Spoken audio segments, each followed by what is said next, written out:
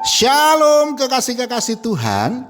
Renungan pada hari ini berjudul Menyalurkan Berkat. Sebelum kita mendengarkan renungan pada saat ini, marilah kita sama-sama mengawalinya dengan berdoa. Bapa, di dalam nama Tuhan Yesus Kristus ya Roh Kudus, tuntunlah langkah kehidupan kami dengan kebenaran firman-Mu, sehingga kehidupan kami boleh memuliakan nama-Mu dan firman-Mu boleh menjadi penerang dalam langkah kehidupan kami. Kami sambut berkat firman-Mu di dalam nama Tuhan Yesus Kristus. Amin. Firman Tuhan pada saat ini terambil dari Amsal 3 ayat 27 sampai dengan 28. Janganlah menahan kebaikan daripada orang-orang yang berhak menerimanya, padahal engkau mampu melakukannya. Janganlah engkau berkata kepada sesamamu, pergilah dan kembalilah, besok akan kuberi, sedangkan yang diminta ada padamu. Kekasih-kekasih Tuhan, saya masih ingat di waktu saya kecil, di kampung saya itu ada satu sumber mata air yang airnya sangat jernih dan sangat menyegarkan. Kami anak-anak sangat senang mandi di pancuran mata air itu.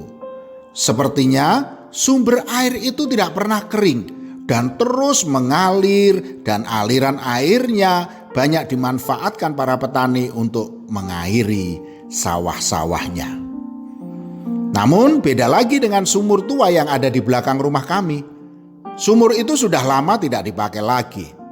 Orang pada malas mengambil airnya karena airnya keruh dan bau. Oleh bapak saya, sumur itu ditutup dengan papan kayu agar bau tak sedap tidak menyebar luas. Saudaraku, ibarat air yang terus mengalir dan menjadi berkat bagi petani dan masyarakat, demikian juga halnya dengan berkat Tuhan, saudaraku. Jika berkat Tuhan itu seumpama air bersih yang mengalir, maka kita juga harus menyalurkannya agar melalui kehidupan kita orang lain boleh diberkati Tuhan dan nama Tuhan Yesus Kristus dipermuliakan. Namun, bila kita seperti sumur yang airnya tidak pernah ditimba dan dipakai, yang menimbulkan bau tidak sedap, maka kehidupan kita juga akan berbau tidak sedap. Saudaraku, dalam 2 Timotius 3 ayat 17 mengatakan, dengan demikian tiap-tiap manusia kepunyaan Allah diperlengkapi untuk setiap perbuatan baik. Artinya, kita itu diperlengkapi Tuhan untuk senantiasa berbuat baik, saudaraku, bukan justru malah menahan kebaikan. Ketika kita berfokus hanya untuk menampung berkat dari Tuhan, maka kita akan menjadi orang yang egois, tidak punya perhatian kasih terhadap orang lain. Kita malah menjadi orang yang kikir dan sombong, sehingga kehidupan kita berbau tidak sedap.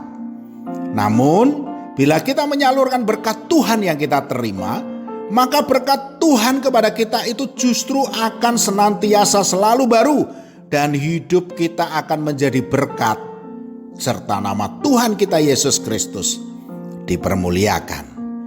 Ratapan 3 ayat 22 sampai dengan 23 mengatakan, tak berkesudahan kasih setia Tuhan, tak habis-habisnya rahmatnya, selalu baru tiap pagi, besar kesetiaan-Mu. Ketika kita senantiasa dekat dengan Tuhan, maka kita senantiasa akan dialiri aliran-aliran berkat Tuhan, saudaraku. Selama aliran itu lancar atau tidak tersumbat, maka berkat itu akan semakin deras mengalir kepada kita. Untuk itu, jadilah penyalur-penyalur berkat Tuhan, saudaraku. Janganlah menahan berkat yang harusnya kita salurkan, dan percayalah, apa yang kita salurkan itu akan menjadi taburan benih berkat, dan itu akan berkembang menghasilkan buah yang berkelimpahan. 2 Korintus 9 ayat 10 mengatakan, Ia yang menyediakan benih bagi penabur dan roti untuk dimakan. Ia juga yang akan menyediakan benih bagi kamu dan melipat gandakannya dan menumbuhkan buah-buah kebenaranmu. Amin. Mari kita berdoa. Bapa, di dalam nama Tuhan Yesus Kristus ya Roh Kudus, pakailah kami menjadi alat-Mu untuk menjadi penyalur-penyalur berkat-berkat-Mu. Sebab ketika kami menyalurkan berkat dari-Mu, justru hidup kami berkelimpahan berkat-berkat-Mu. Di dalam nama Tuhan Yesus Kristus. Amin. Selamat beraktivitas dan tetap semangat. Tuhan Yesus Kristus memberkati.